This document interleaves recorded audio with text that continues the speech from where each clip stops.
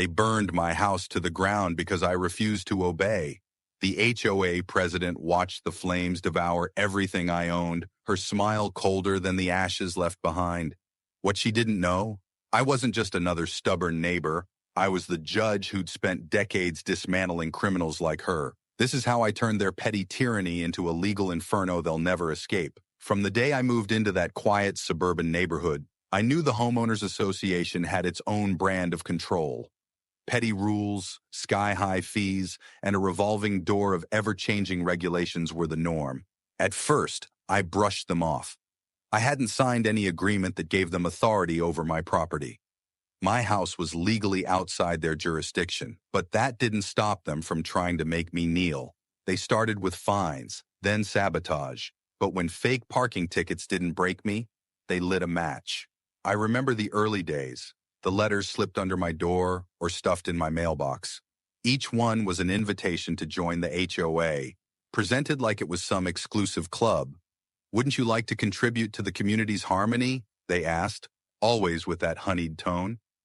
But beneath every polite word was an ultimatum. The message was clear: sign up, pay, and obey. Or else. I had dealt with people like them for years in court. Small-time tyrants who built little empires on fear and intimidation. I recognized the pattern immediately. They escalate slowly, testing boundaries, hoping their target won't push back. Most people give in after the first few fines or the first few confrontations. I was not most people. One day, the HOA president herself knocked on my door.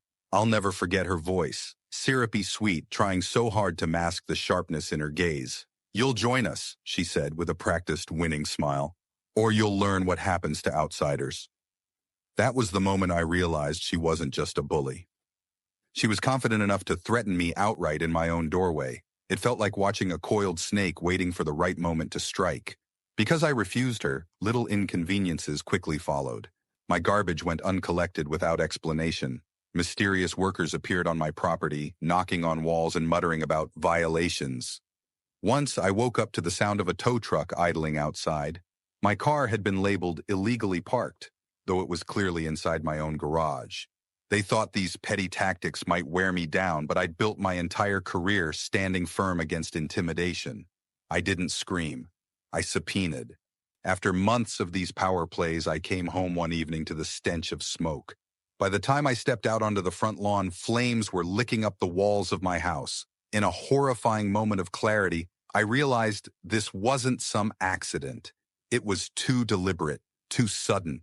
My house was on fire, and I could already see how quickly it was spreading. The fire department came as fast as they could, but it was hopeless. By the time they managed to contain the blaze, I had lost everything. Photos, memorabilia, items I'd spent a lifetime collecting. The structure stood charred, a skeletal reminder of what had once been my home.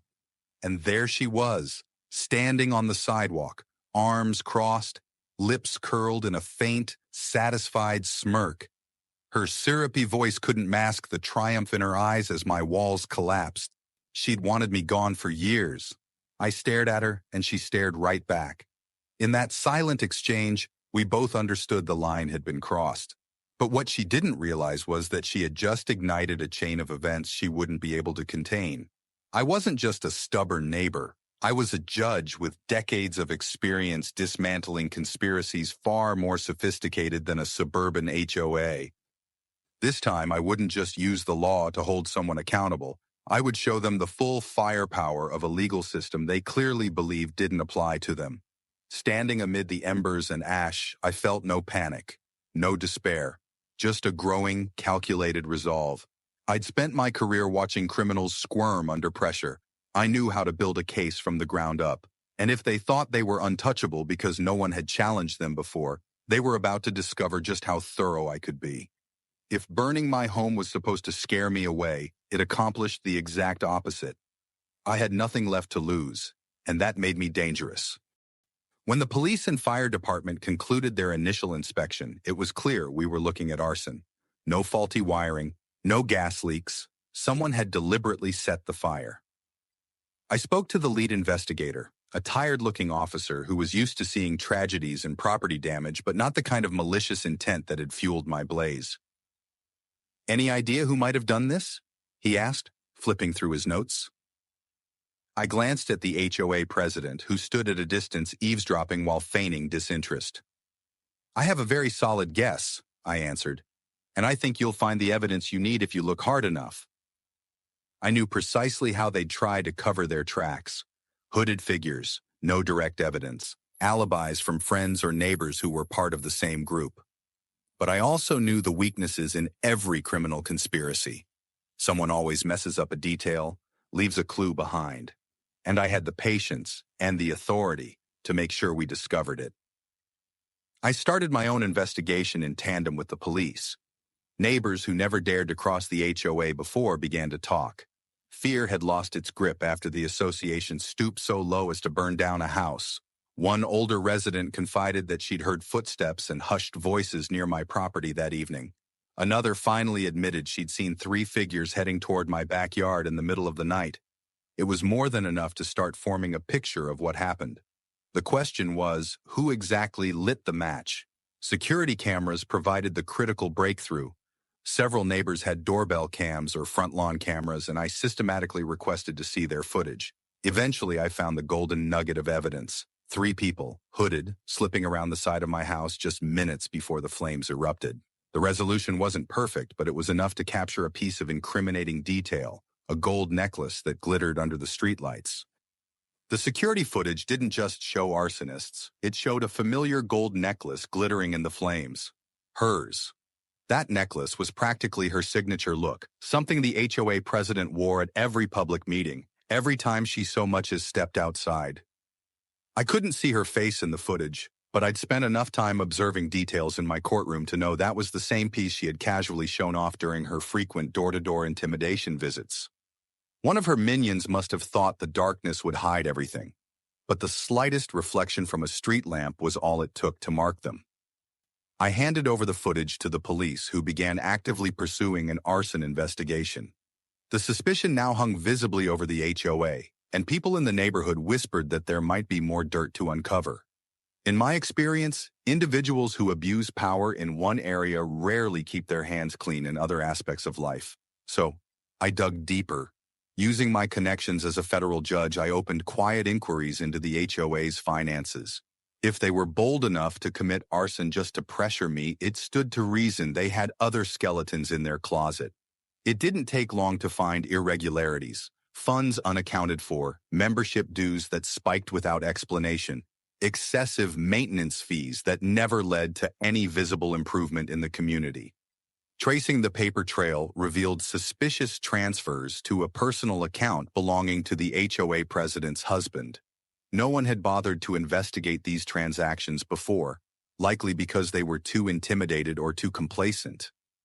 But with just a few phone calls and the right subpoenas, I uncovered a tidy pattern of embezzlement that stretched back years. I watched from a distance as the police ramped up their involvement. The HOA president sensed something was wrong. The neighborhood's mood changed from uneasy compliance to open defiance. People whispered about how she might be skimming money, forging documents, or threatening neighbors who fell behind on fees. Residents shared stories of being forced to pay for violations they never committed. Everyone had been too scared to unite against her before. Now, they had a rallying point. The ashes of my house, still taped off by investigators, was a symbol of how far she was willing to go. Of course, I decided to confront her directly, one final courtesy before the law swooped in. I walked into the small building where the HOA held its weekly meetings. A hush fell the moment I stepped inside. People who once turned a blind eye to every underhanded move suddenly looked at me like they knew they'd picked the wrong side. She was seated at a long table, flanked by a few loyal cronies who tried to project confidence but looked more like cornered animals. Without waiting for an invitation, I placed an envelope on the table in front of her. It contained copies of the bank statements, suspicious transfers, and still frames from the security footage showing that incriminating necklace. She opened it, her expression shifting from forced composure to creeping panic. Her eyes flicked over each page as if searching for a loophole, some easy explanation, but there was none. Her lips parted, and for a moment I thought she might attempt to lie her way out of it. Instead, she asked in a trembling voice, "What do you want?" As if I'd come to negotiate. It was almost laughable. "Oh," I said, keeping my tone calm.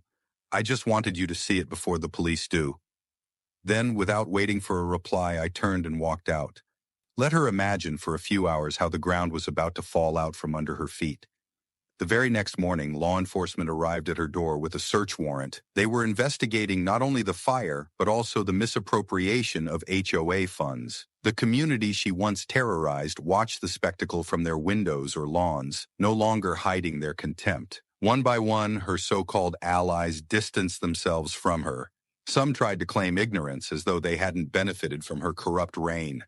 The press got wind of the story in a heartbeat. HOA president investigated for embezzlement and possible arson.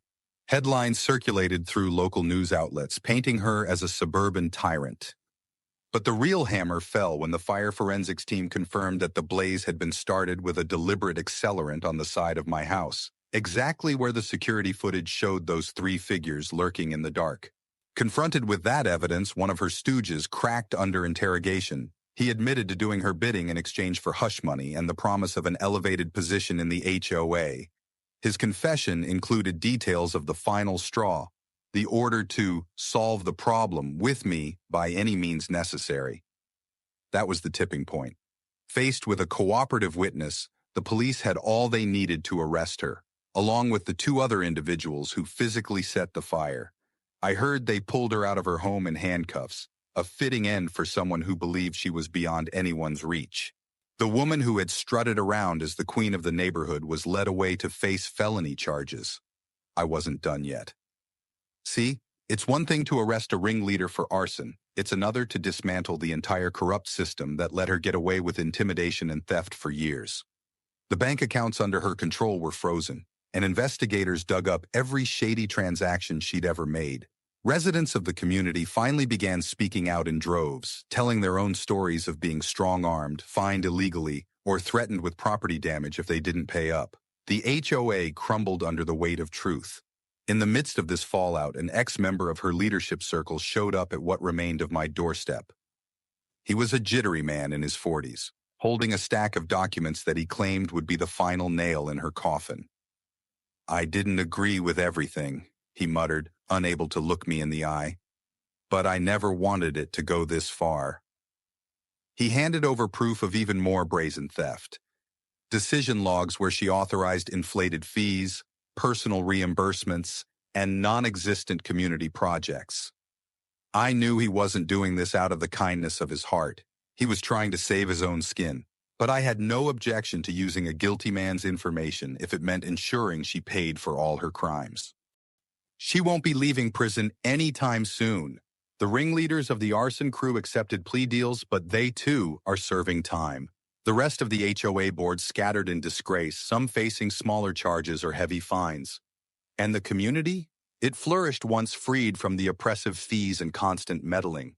New, more honest leaders stepped up to organize gatherings, maintain shared spaces, and build the kind of neighborly spirit everyone claimed they wanted in the first place. As for me, I rebuilt. Insurance covered enough to replace the structure of my home, and friends helped me gather new furniture, new memories. I made sure the new design had better security, multiple cameras, reinforced locks, just in case someone else got the foolish idea to test my boundaries again. But I doubt anyone will, not after seeing the public downfall of the most powerful bully in the area. When I walk through the neighborhood these days, I see reminders of how close things came to a worse ending. If I hadn't been a judge, if I hadn't had the resources or the will to fight, I might have been run out of town or left cowering in a hotel somewhere. That's what she counted on, intimidation so crushing that nobody would dare cross her. It's sobering to realize how easily a corrupt individual can control a community through fear. But it's also gratifying to know that once people unite and expose the lies, tyranny collapses. I came here wanting a peaceful life away from the city noise. I ended up battling a conniving HOA that pushed me to extremes. But in the end, they lost. They burned my house in an attempt to break me, and they ended up with ashes in their own hands. I fought back because I believed in justice. They learned, too late, that the law is not a tool to be twisted by the powerful. It's a blaze that consumes anyone foolish enough to stand in its path. I have no regrets. I never wanted a war with my neighbors, but I also never wanted to surrender to bullies. Now, people actually knock on my door just to chat or share homemade cookies. Some stop to thank me for exposing what they'd feared all along. There's a genuine sense of community, built on respect instead of fear. And every time I pass the vacant lot where the HOA office once stood, I'm reminded that a corrupt system is only as strong as the silence it forces on others. No one is silent anymore. And that is how we truly buried their petty tyranny, once and for all. And of course, don't forget to comment and leave your like. Your support helps ensure we stand against bullies of every kind and keep the flame of justice burning.